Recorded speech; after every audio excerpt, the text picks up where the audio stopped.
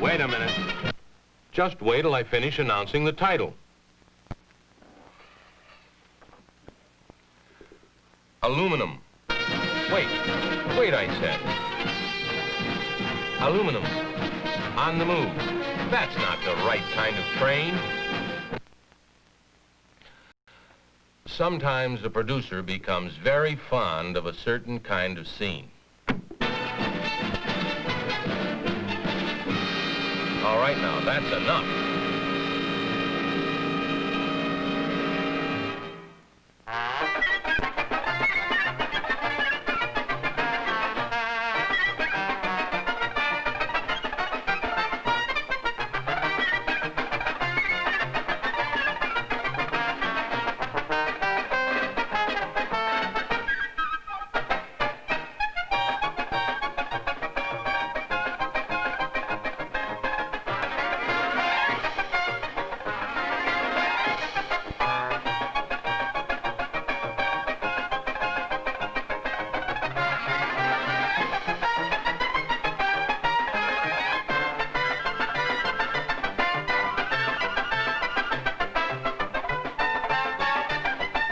That's enough, I said.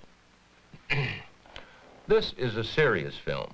This is the story of Alcoa aluminum wire, rod, and bar, and screw machine stock, and their ever-growing applications.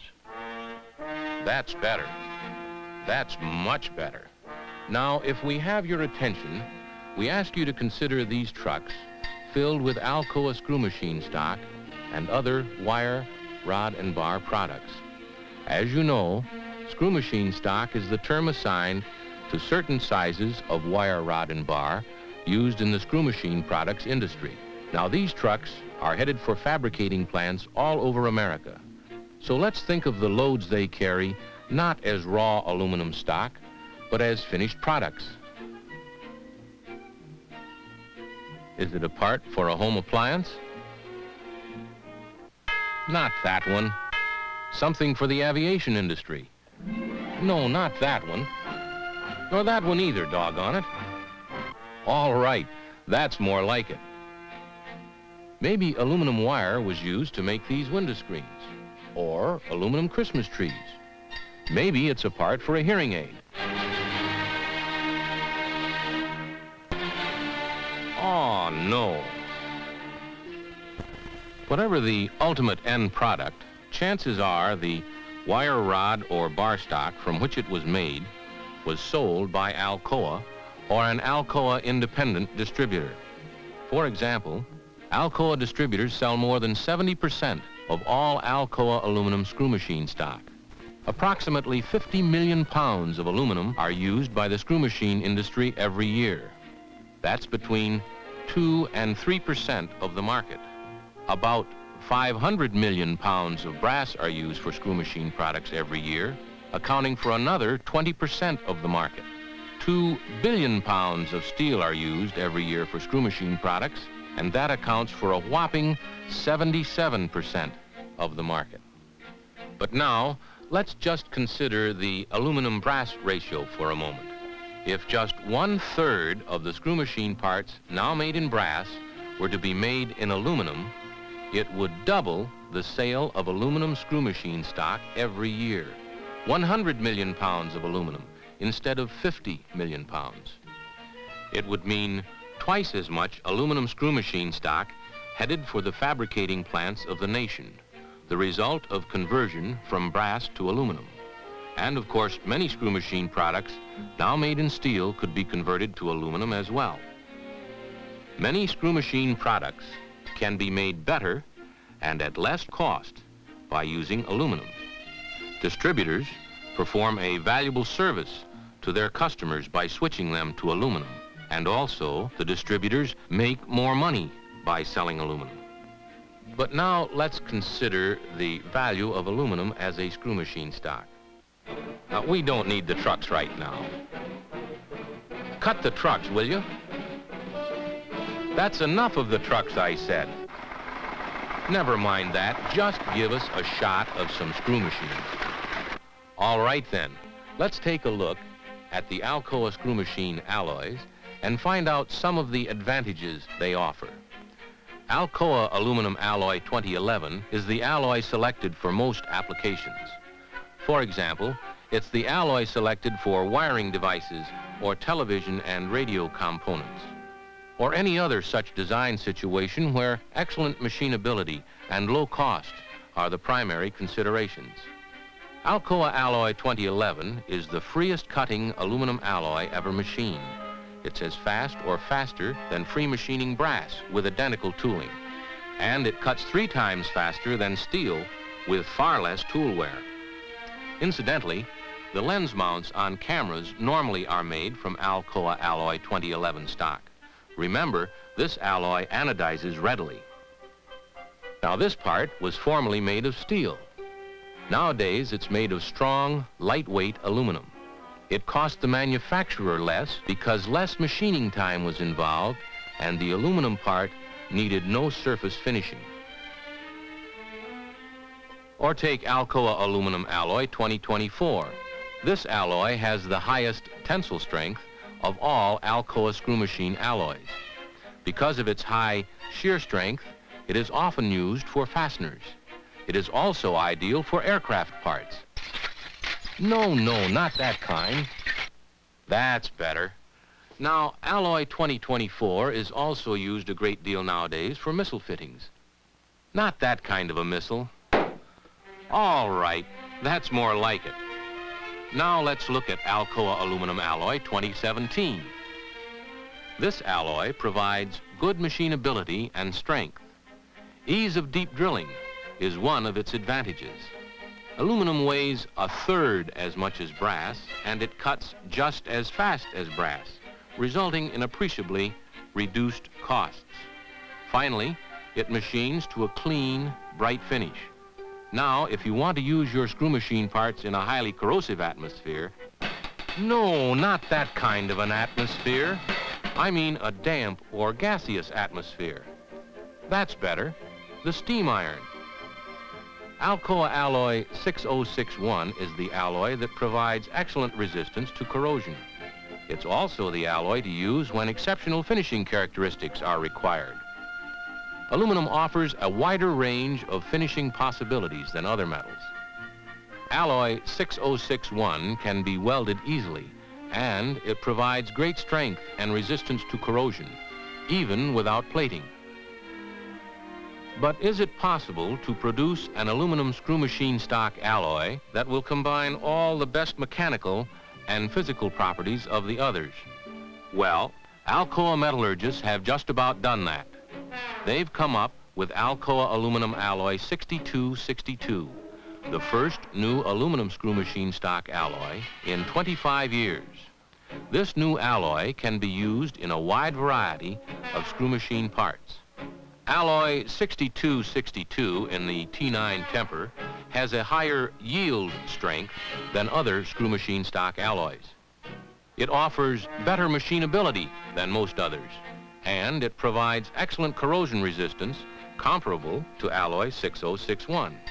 In fact, one of its major uses nowadays is in marine diesel fittings and marine hardware, above decks and below. Alloy 6262 has its economic advantages too. Buyers can reduce inventories by stocking just 1 or 2 alloys instead of 4 or 5.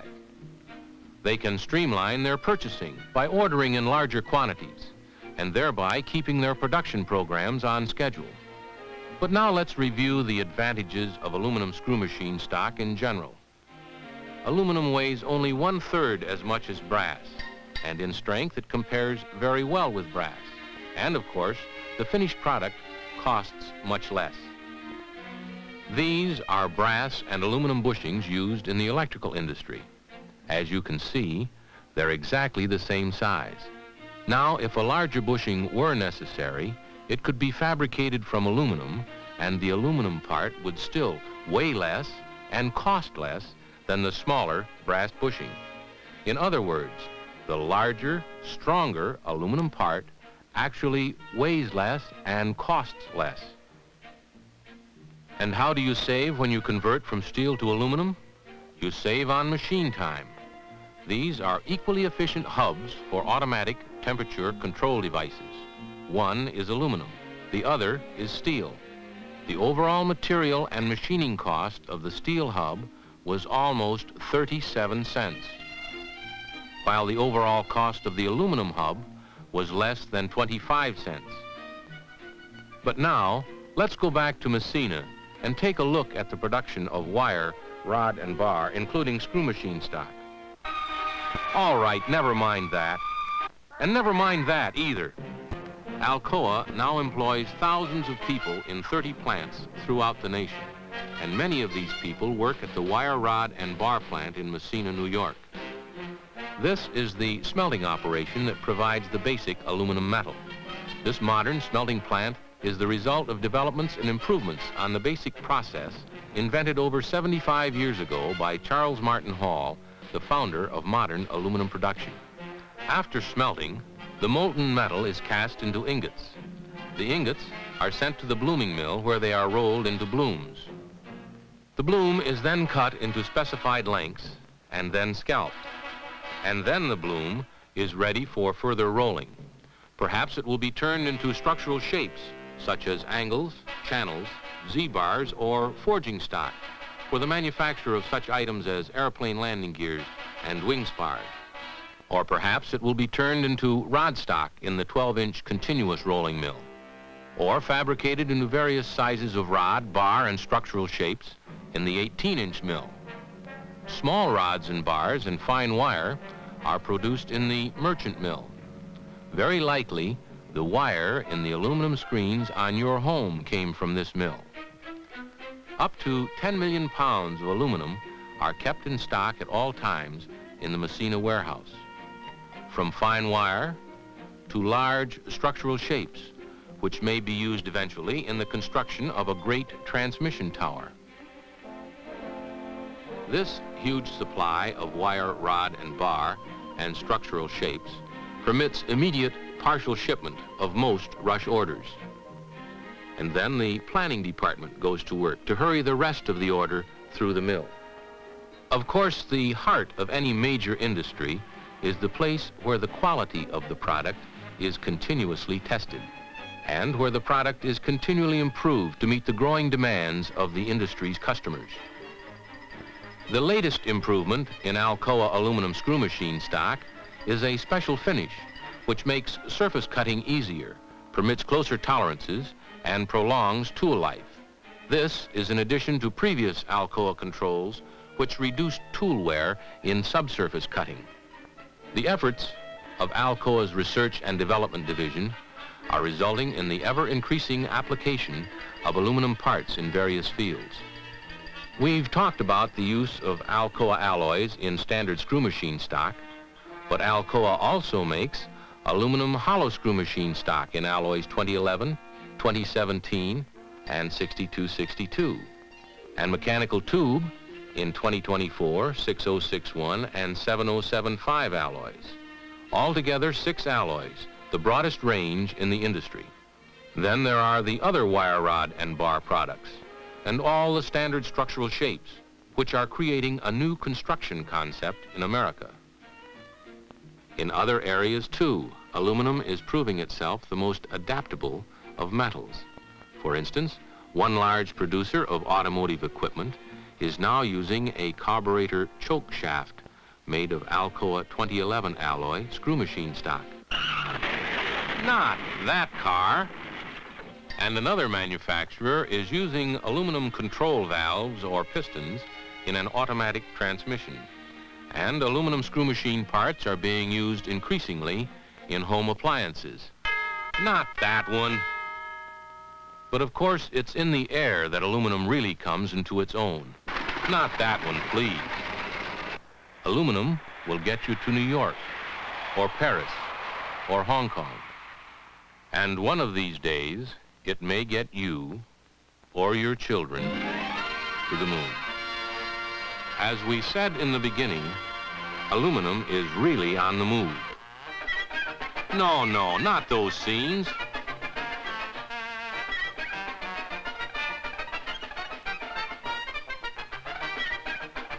No, we want to see people talking about aluminum.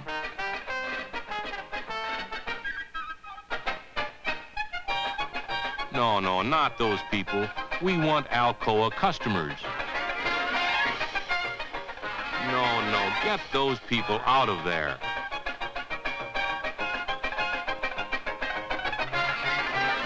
No, darn it, no. Bring back the train. Aluminum on the move. The aluminum train. No.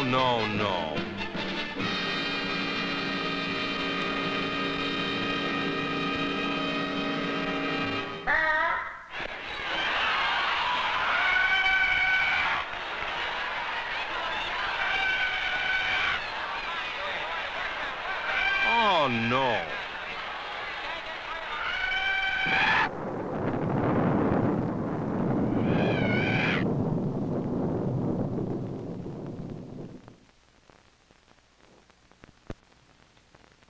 Excuse me. These film producers, you know. But you got the message, didn't you? About aluminum, Alcoa aluminum, screw machine stock, wire, rod and bar, and structural shapes.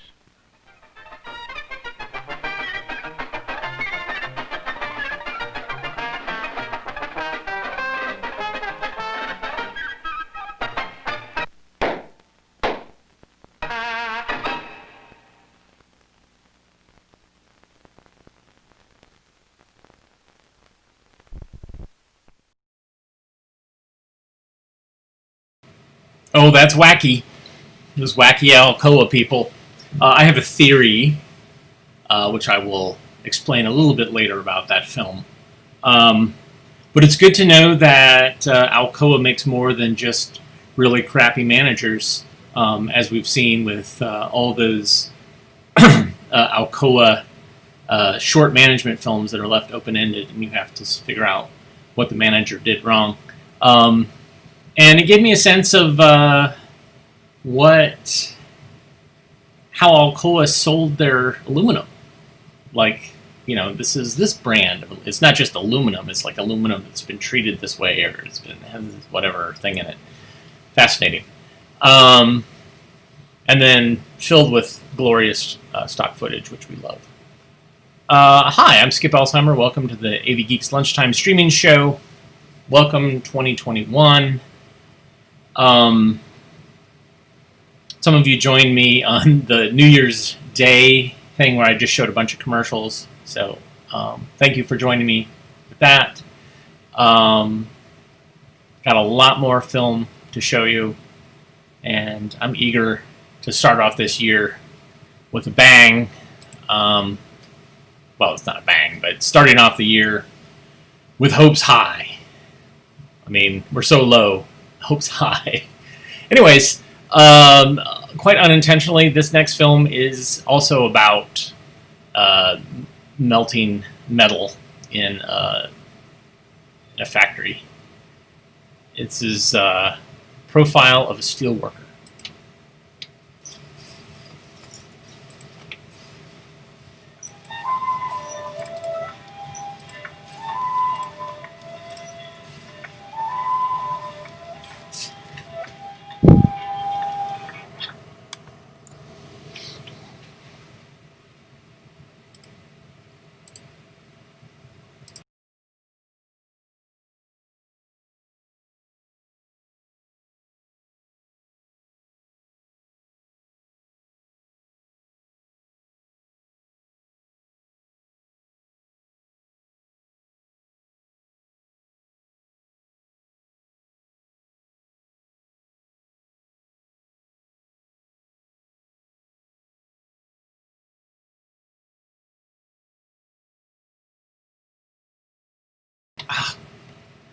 Cable came out of the back, didn't mute correctly, blah, blah, blah. Anyways, that's why I wasn't able to show the film that I was about to show.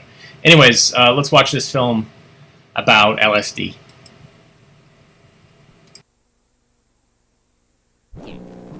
Chuck was behind the wheel and traveling fast, perhaps too fast. He screamed, clawed at his eyes, and rammed head-on into an oncoming car.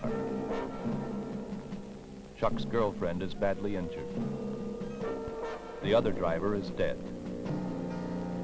and so is Chuck. Why this? What happened? It was only a few short weeks ago, really. Bob and Chuck were friends, good friends.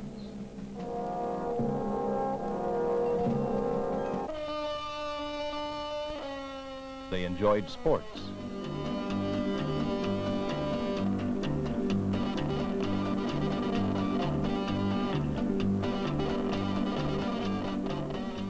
They enjoyed a lot of good times together.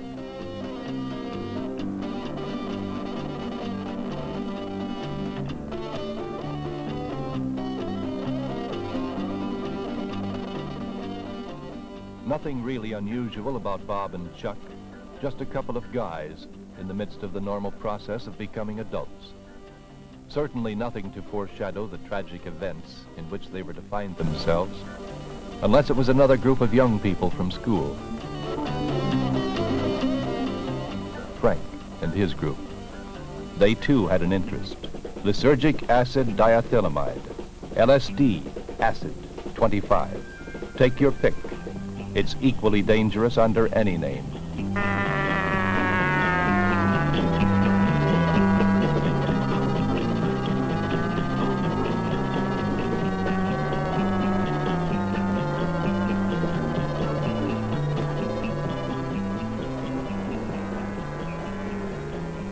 Like most acid heads, Frank had a compulsion to turn others on. Maybe unconsciously he felt less guilty about his weakness if he could get others to do as he did.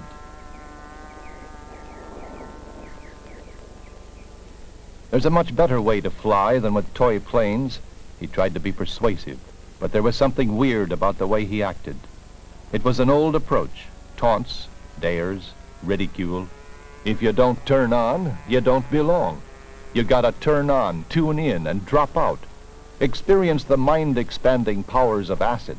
It's psychedelic, baby. That's what it's all about. Bob was not impressed. He didn't know much about LSD, but what he had heard he didn't like. Acid seemed like a whole lot more trouble than it was worth. Sure, taunted Frank. Exactly what the establishment wants you to believe, and you just eat it up. Bob wasn't convinced, but Chuck was not quite so unaffected. Although he tried to appear nonchalant, the adventure in it appealed to him.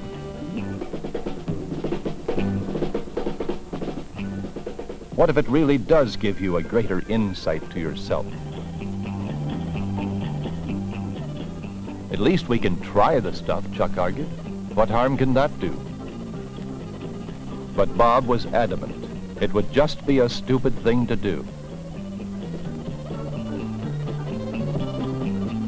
And for the first time, the boys had a real disagreement and went their separate ways. It had been several days since Bob and Chuck had seen one another.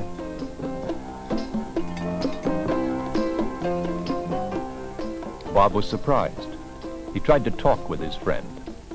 But Chuck, perhaps to hide his embarrassment, was aggressively defensive. In fact, just to prove to Bob that he's his own master, he informed him defiantly that he'd be taking his first acid trip that very day. Bob was disturbed. What was happening to Chuck and the others? Simple. Acid. LSD.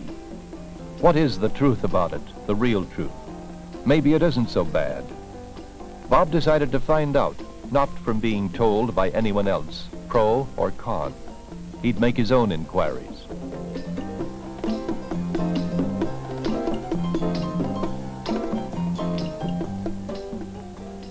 The library provided ample scientific information about the drug itself.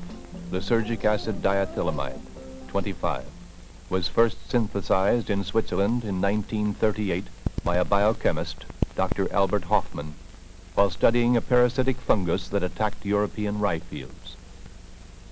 In its pure form, LSD is colorless, with no taste or odor, and when distributed to the users, it is mixed with other ingredients to get bulk. The drug is usually found in capsule or tablet form, in liquid vials, or in the now outdated sugar cube. A single ounce would provide an average dose for 300,000 people. The observable effects on the body from taking LSD are only slight. the most notable being a dilation of the pupil, making the eyes supersensitive to light.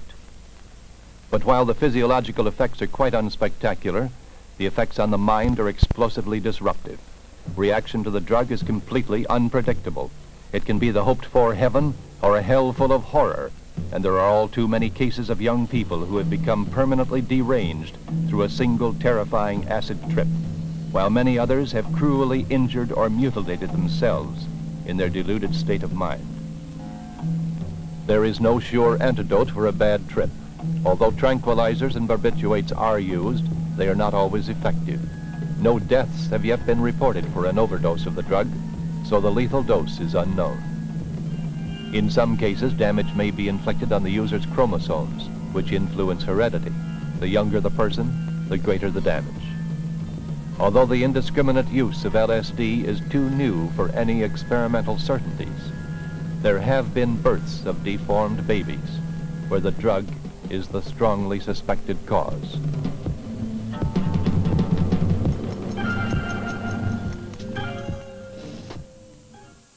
And it is a fact that animal embryos have been horribly deformed by mothers who had been given average doses of LSD. The effects of the drug usually end in 6 to 10 hours, but the risk of an unsuspected mental time bomb remaining is always there. Unexpected recurrence of all the effects in their original intensity has been reported as long as a year after the last trip. One of the claims made for LSD is that it frees the mind for creative thinking and work, yet only the opposite has been proven. It is only in the subject's own deranged mind that his abilities are expanded, a cruel self-delusion. Actually, his creativity is so distorted, no relationship to reality is possible. So, while there are bona fide medical uses and benefits to be derived from the drug, the LSD image made popular by certain advocates is based on myth, while the inherent dangers are based on facts. From a legal standpoint, most offenses involving LSD are classified as felonies. Even the possession of a small amount is a misdemeanor. The drug is considered so dangerous that all legitimate manufacturers have ceased production, and LSD is only legally available for research purposes. Therefore, to provide the acid head with his instant escape, the drug is being produced by underground amateur chemists in clandestine, often unsanitary laboratories, where control over quality is a joke, adding yet another danger to an already dangerous drug. And there is also ample evidence that organized crime is enjoying a good piece of the action. Who then could use such a harmful drug? Unfortunately, the ones most likely to become involved are the high-risk elements, the immature, the unstable, those who will risk everything without a thought to the future. One arrest, and never again will he be able to say no to the question, "Have you ever been arrested?" A fact that will have to be lived with for a long time. LSD is not habit-forming the way some other drugs are. It is worse. The user becomes psychologically hooked. That is one reason why national medical societies have called acid the most dangerous of all illegal drugs and narcotics.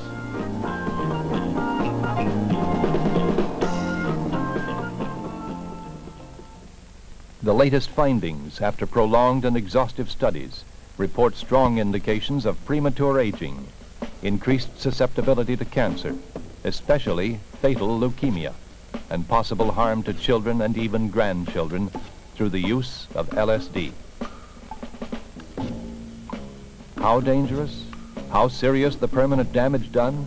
No one knows as yet. The answers will come from those young people who today are willing to use themselves unthinkingly as human guinea pigs.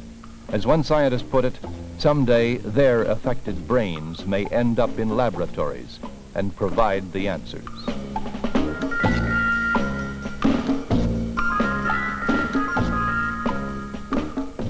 And while Bob was forming his opinions about LSD with facts, Chuck was getting his education firsthand. With an average dose of acid, the first symptoms may come in 15 minutes, but the usual reaction time is about 3/4 of an hour. so, the brave ones wait for an unknown reaction of the mind-distorting drug. Bob dug deeper. He talked with various kids at school whom he knew were or had been on LSD. He was concerned and puzzled by what he found. A definite shift of values was evident in the acid heads, a subtle but unmistakable change in attitude. They displayed a listless indifference instead of their former awareness, morbid introspection in place of productive activity, a disturbing, decaying, wasting away. The more Bob uncovered, the more he saw for himself the hardships and grief suffered by the parents and homes of misguided young people who are too weak to face reality and try to find a quick escape in a world of illusion. Unfortunately, these dreamy, psychedelic trips are very often one way.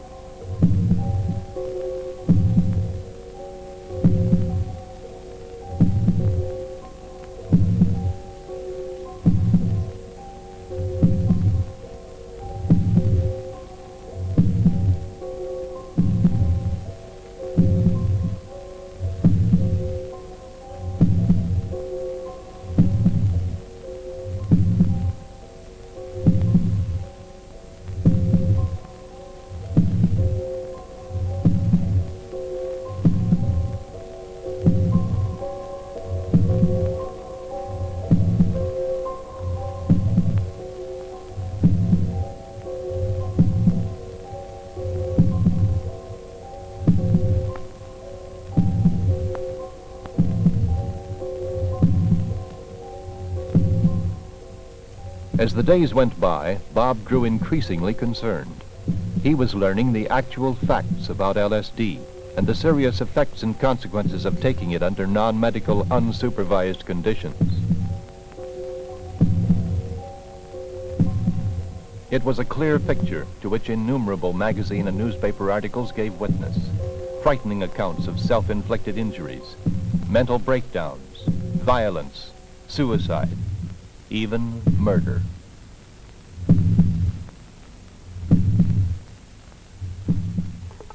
Chuck was also learning new things.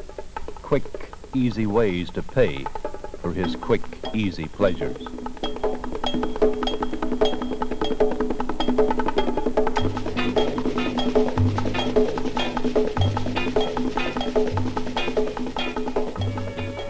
And he'd finally persuaded his girlfriend Susan to go on a beautiful trip with him, to merge their inner beings in a world of wonder and delight, to gain new mind-expanded insight to themselves and each other.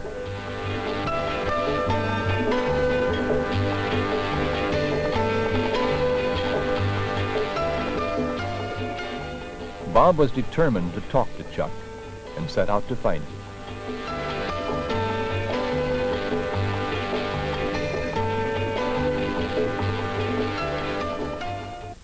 For Chuck, the acid trip was now a familiar route, so he decided to sit this one out to watch over Susan.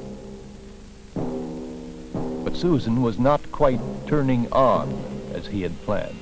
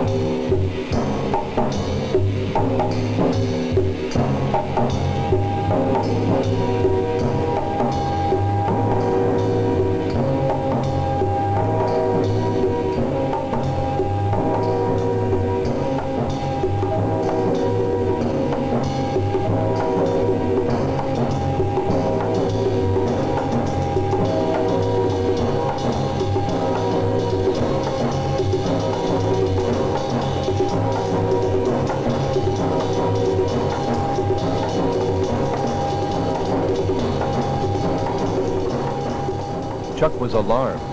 He hadn't bargained for a freak-out. Susan's car was downstairs, and he decided to take her home.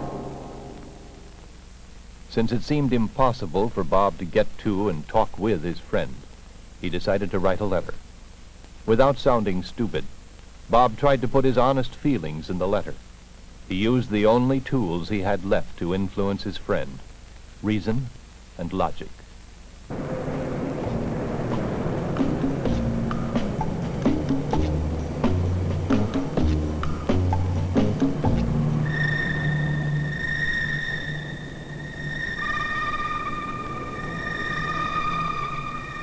Chuck didn't like it, but it was probably just a harmless little bonus from his last trip.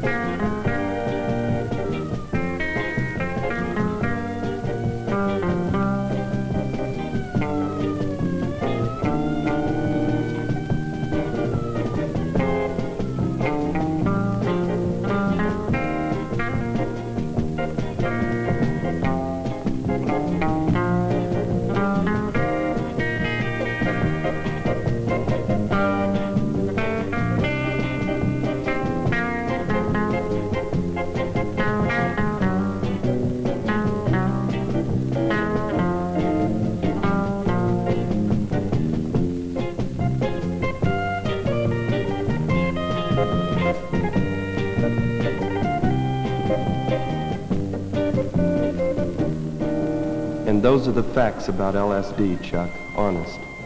There is just no future in being an acid head. You and I have been friends for a long time, and I don't want to try to tell you how to live your life, but like it or not, we are adults now, and we have the power to make decisions that will affect our entire lives. Before you know it, you will be seriously considering marriage.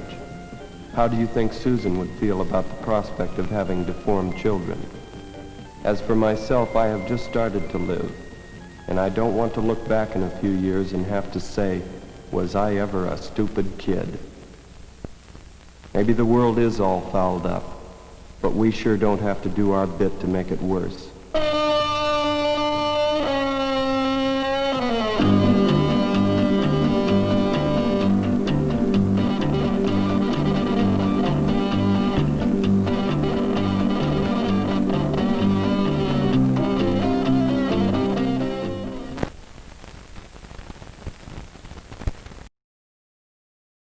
Of course that was a Sid Davis film. Of course.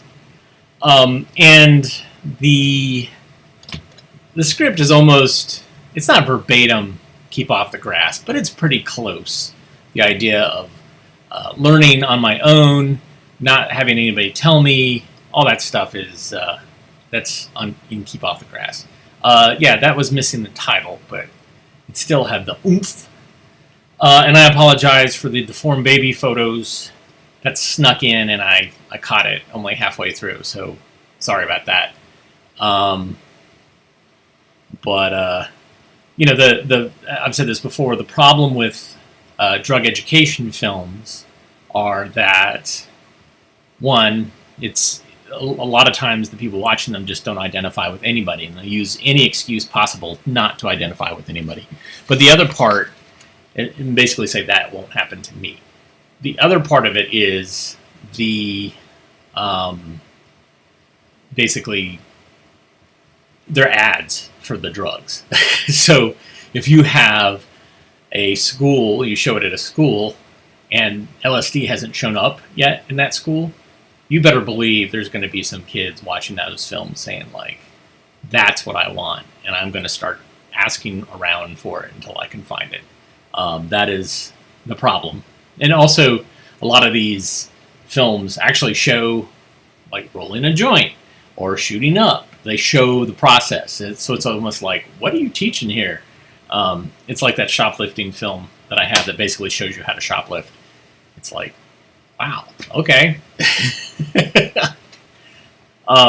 Excuse me. So before I was going to try to show you the film, like actually that's on the telecine, but a cable fell out of the back of my computer, so now it should be all hooked up. So this is Profile of a Steelworker.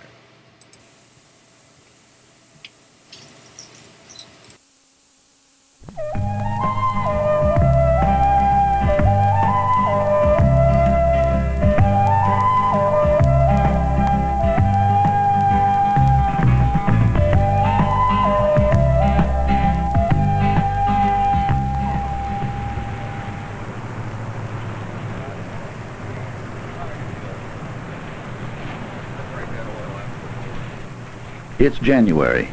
The early morning is cold and still almost dark. The day shift reports to the steel mill for work. The workers punch in. A special clock officially records the time they arrive.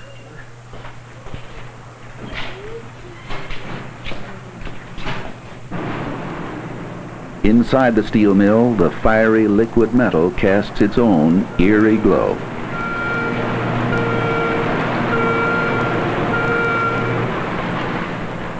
With only a year on the job, Gerland Smith, known as Smitty, is one of the newer workers in the plant, but he has learned already what it means to be a steel worker.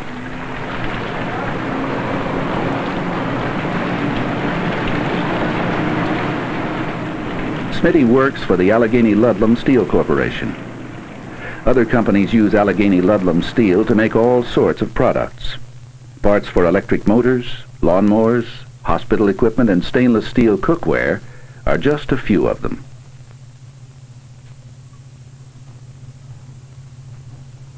Some of these products can be bought at low prices in a company-run store. Only workers and their families may shop here. It's one of the fringe benefits of the job. Can I help you, please? Yes, I'd like the double broiler. $14.70. Smitty's wife, Sherry, takes advantage of the store. Steelmaking in the United States grew up in southwestern Pennsylvania. Some of the first steel mills were located in Pittsburgh. Today, the river valleys of this region are lined with sprawling steel mills. The plant where Smitty works, the Brackenridge Works, is located about 20 miles or 32 kilometers northeast of downtown Pittsburgh.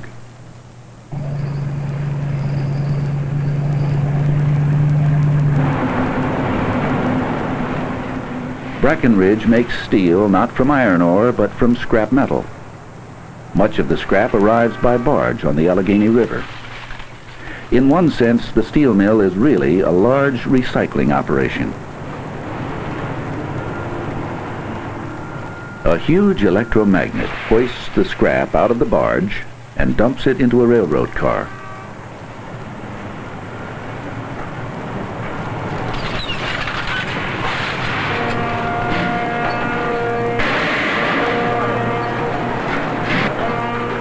Smitty works in the melt shop. Here the scrap is mixed with other materials and heated until it forms molten iron. Later processes turn the iron into steel.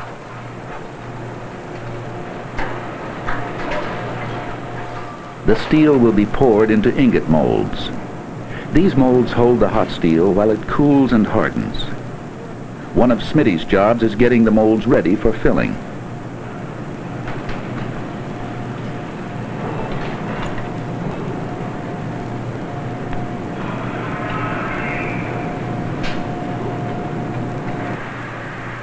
The molds are preheated with open gas flames. Preheating lessens the shock when the white-hot steel is poured into the molds. But first comes melting the iron. Carbon in the form of powdered coke is dumped in. The furnace tilts.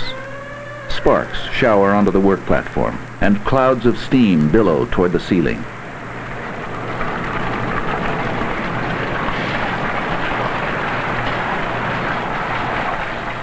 From a control room high above, skilled workers observe and direct the process.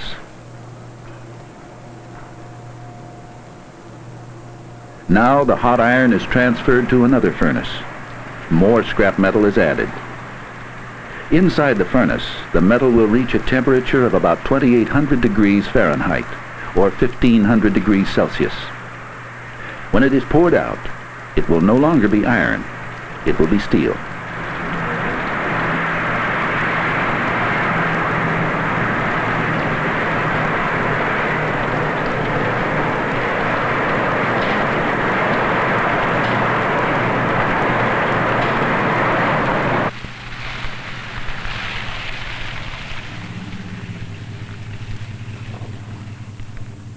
On a day off from work, Smitty likes to visit his parents with his family. Smitty's father has been a steel worker for more than 30 years. Because he enjoys his job, he was very glad when Smitty got a job at the steel mill. Both men work at the Brackenridge plant.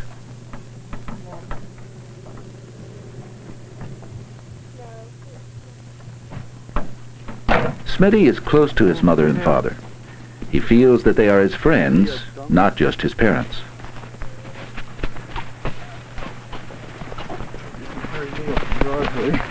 No. Oh, you will.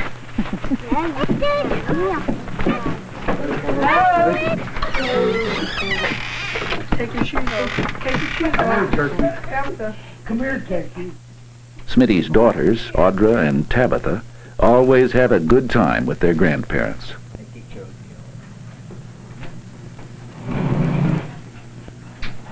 Did you get so much champagne? Go and get my cat.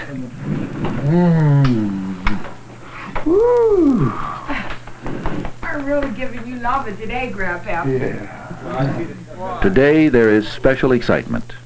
The Steelers, Pittsburgh's football team, are playing for their conference championship. From across the Ohio River, it's Three Rivers Stadium, Pittsburgh, Pennsylvania, home of the defending champion, Pittsburgh Steelers. That's not bad to I don't know, right down. I said, Bearcats. They got one touchdown and upset Pittsburgh, and now, that's all they'll let them get there. Why did they stop them? The speed of sound. Gotta be able to outrun them. Gonna run this ball, what? What? Gonna run this ball, what? Here we go, Blair. Yeah, go! Go! Hey, what? Each steelworker puts in an 8-hour day called a shift. When business is good, the mill can run 24 hours a day, 7 days a week. Down at Craneway today. Oh, yeah? Loading trucks off the docks.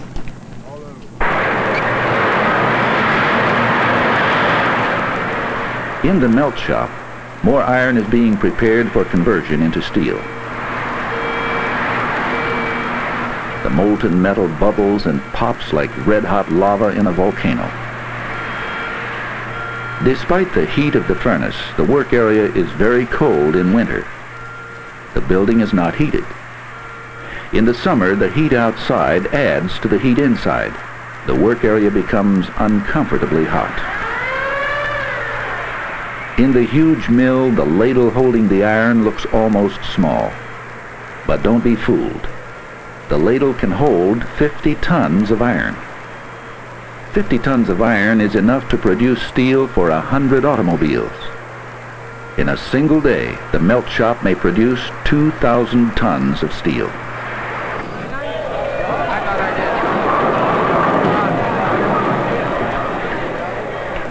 Bowling is a popular sport among Smitty's friends.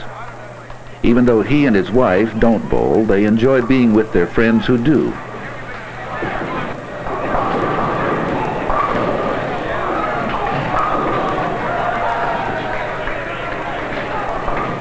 Sometimes the talk turns to the subject of work, but that doesn't keep anybody from having a good time. Contract issues, stuff like that.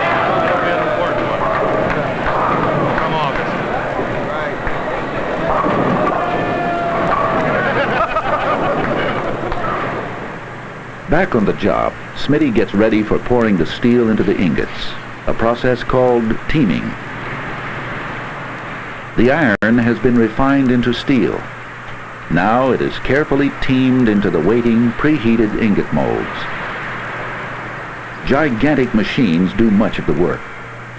Many of the employees operate machines. Each worker has a particular job to do. In just one day, 3 shifts can pour enough steel to make pots and pans for all of Pittsburgh.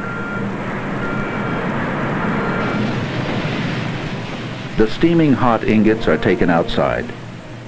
Depending on how cold it is, they may take from 3 to 4 hours to harden.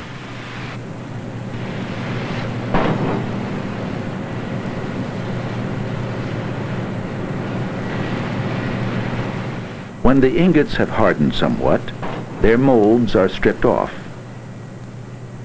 A worker brands each one with an identifying number. This ingot, lying on its side, gets the number 4.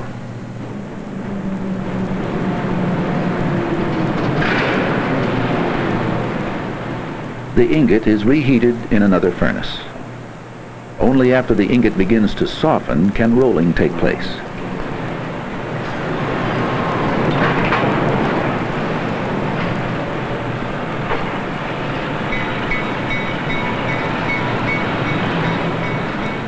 An ingot mule carries the glowing hot ingot to the blooming mill.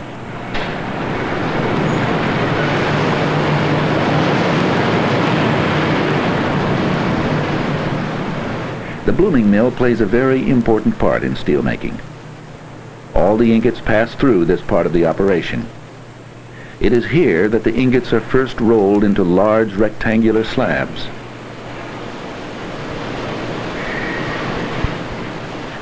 The ingot passes into the bite of the mill. Powerful rollers squeeze the ingot as it moves back and forth, again and again. With each pass, the rollers are brought closer together. The chunky ingot becomes thinner, wider, and longer.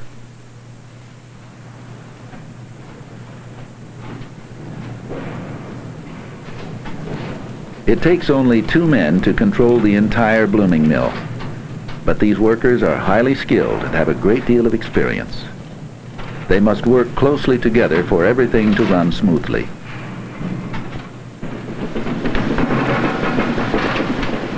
The rolling process continues. The ingot has become a thick slab. The 20-foot or 6-meter slab advances to an enormous shear. The shear cuts through the steel as if it were a stick of warm butter. The rough ends are sliced off and recycled. What remains is the best quality steel.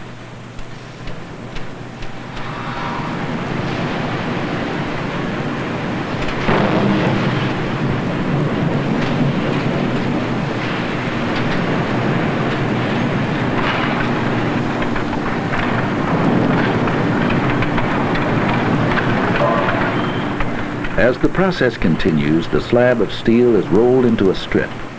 The strip becomes thinner and thinner, longer and longer.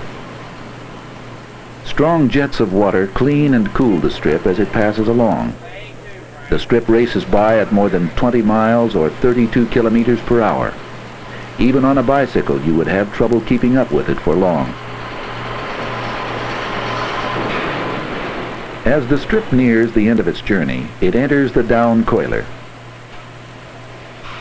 This is a huge machine that winds the steel strip into a coil.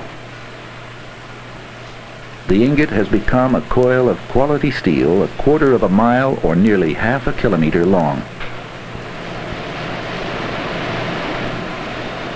The coil is one of the basic forms for finished steel.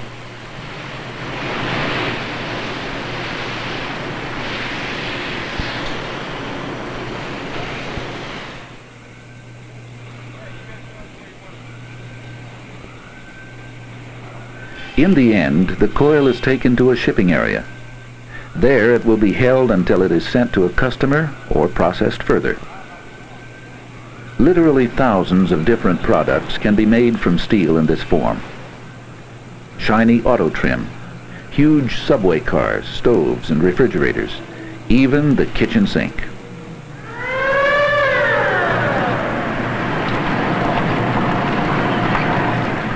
The melt shop is just one part of the steelmaking process. In a sense, it is the beginning, for it is here that iron first becomes steel.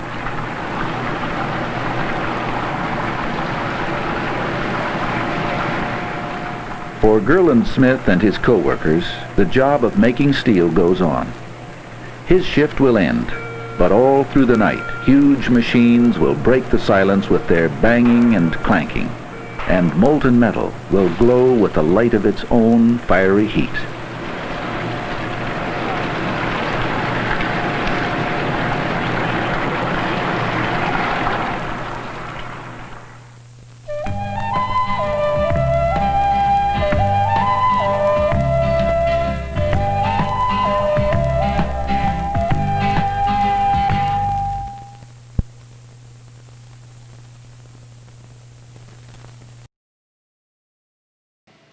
Yeah, pretty great.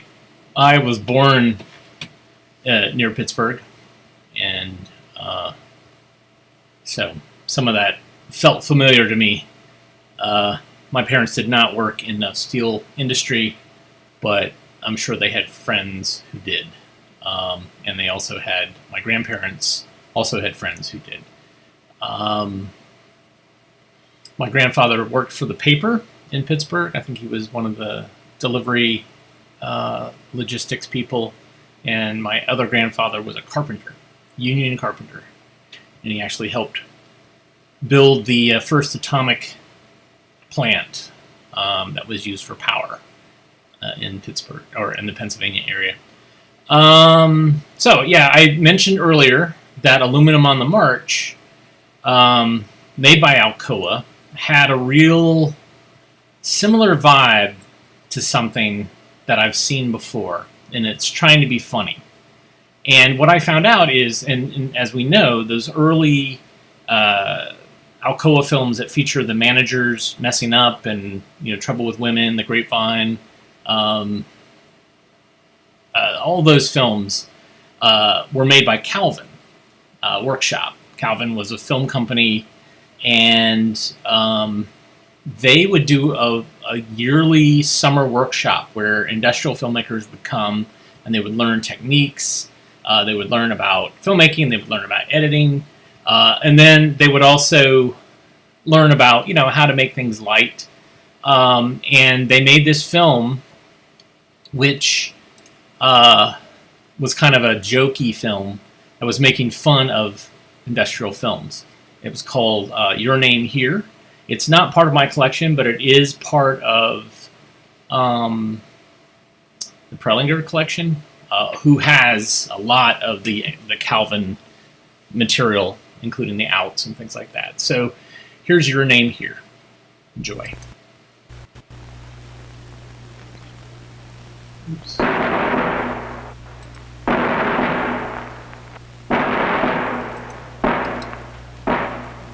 The film you are about to see represents a significant breakthrough in the advancing science of the motion picture. For years, the industrial film has been plagued by the always difficult, sometimes impossible to explain costs of original creative thinking in script preparation, photography, and editing. Now, at last, we are pleased to announce the elimination of these unnecessary irritants through the utilization of a hard-hitting, versatile, and all-encompassing film document, the first truly all-purpose film. When viewing this film, please keep your company name and your product in mind. You are about to witness history in the making.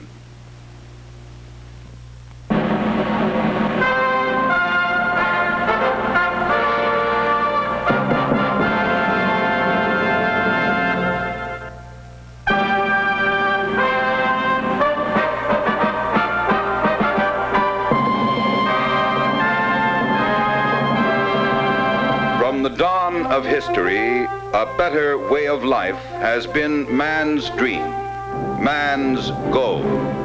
A better way of life with freedom from the work, the worry, the hazards, the tensions and insecurities of everyday existence. Through the ages, man clung to his dream and struggled toward his goal.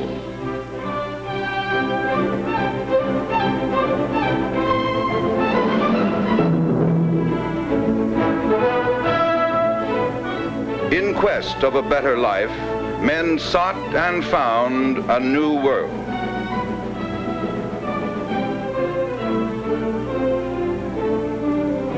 And in time, they formed a new nation, dedicated to a better way of life, liberty, and the pursuit of happiness.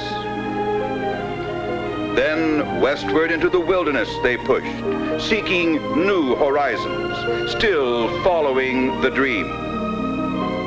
Braving the mountains and the desert, the broad rivers and the cataracts, the savage hostility of the red man. Jeez. Did you ever see so many Indians? Like, man, there must be a million of them. We better, like, go on back. What's the matter? You some kind of a nut or something? What about our age-old dream of a better life? Oh, yeah. Well, okay. Like wagons, ho! And they conquered the wilderness. They settled the land. And they built great cities, monuments to their progress. Yet for all their vast achievements, something of their dream still eluded them. Despite the world's highest living standards, the average American remained vaguely discontent, aware that his goal of a better way of life had still not been fully realized. There was something missing. John. Yes, Mary? John, what's happening to us? I think we both know, Mary. It's just that we seem to be drifting apart. I'm sorry, Mary. I've tried. Oh, I don't blame you, John. It's just that... It's not your fault either, of course. It's just that we don't have... Exactly. There's this awful gap in our lives just because we don't have... Oh, but why talk about it? It's just that... Oh, I keep hoping someone can find a way to... Don't be a fool, Mary. You know that's impossible. Oh, I know. It's just that... Gad, it's ironic. With all our technology and industrial know-how, we still don't have the one thing that could give us a better way of life. They say it can't be done, that it's just an impossible dream. But in the laboratories of Your Name Here, there is a modest sign. And here, dedicated scientists face the challenge. Years of heartbreaking failures and setbacks only stiffen their resolve to conquer the problem. And one day, a strange and historic accident. Uh-oh. Well, you did it again. Gee, what a mess. Oh, well. Wait a minute. Maybe... Listen.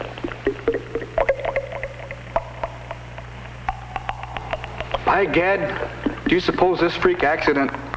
Of course. That's it. That's the answer. We've done it. After all these years, we've invented it. How about that? Oh, no. That's no kind of a thing to say. This has got to be some sort of a line that'll get quoted, like, well, how about this?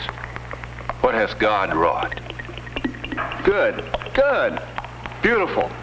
Let me get that down. And with those historic words, the search was over. From the laboratories of Your Name Here had come the key to the secret that had baffled man through the ages. No longer a dream, but a reality was Your Product Here. Now, for the first time, limitless horizons opened for the nation. A brighter future unfolded. Thanks to Your Name Here, employment boom, not only in the vast modern facilities of Your Name Here, but in factories everywhere, geared to supply this vital new industry that is reshaping our economy and transforming the lives of millions.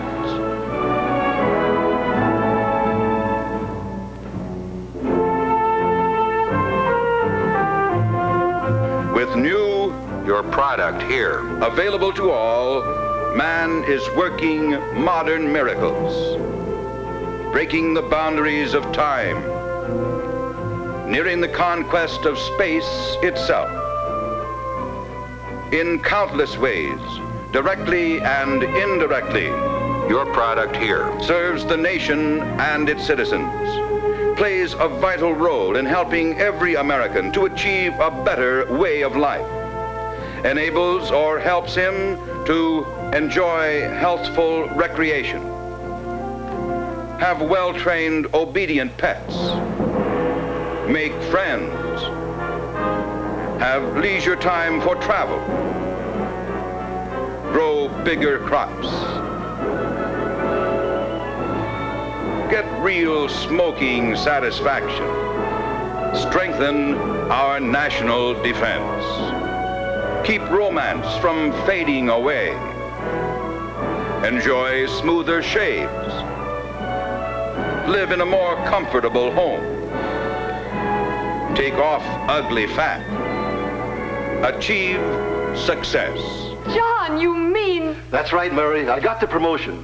Starting tomorrow, I'm no longer just a shipping clerk. I'm chairman of the board. And it's all because of... Your Product Here,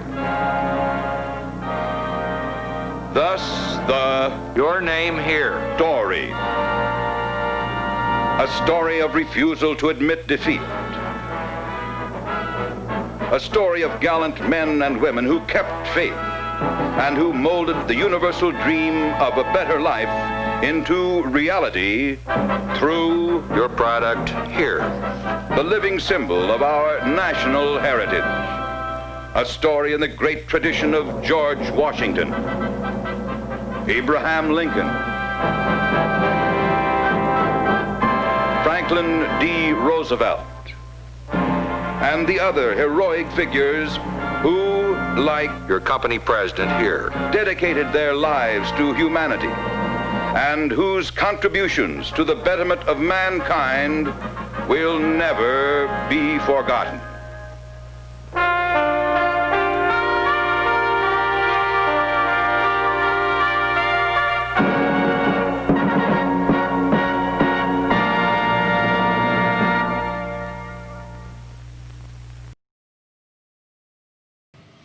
So Calvin made a couple of those films. There's another one that they did that's just a bunch of characters. It has monkeys typing on typewriters and stuff. And all of these are filled with just glorious stock footage. So I just kind of wonder, looking at Aluminum on the March, that beginning where the president or whoever keeps getting interrupted by stock footage, if that was inspired by this workshop and watching this film. That Calvin's making fun of these industrial films that really are just cookie cutter, the blandest of the blandest, that don't really show anything, and they talk about how glorious their product is. And we've certainly seen films like that during this lunchtime streaming show. So, yeah. I thought you guys would dig that, and that's my little theory. It's all anecdotal. I have no proof that Aluminum on the March was affected by Calvin's these films, but they seem pretty close. And they also, the timing of and editing of the Aluminum on the March, it's just not funny, just not edited well, and not acted well. So thanks everybody for tuning in today. I very much appreciate your eyeballs.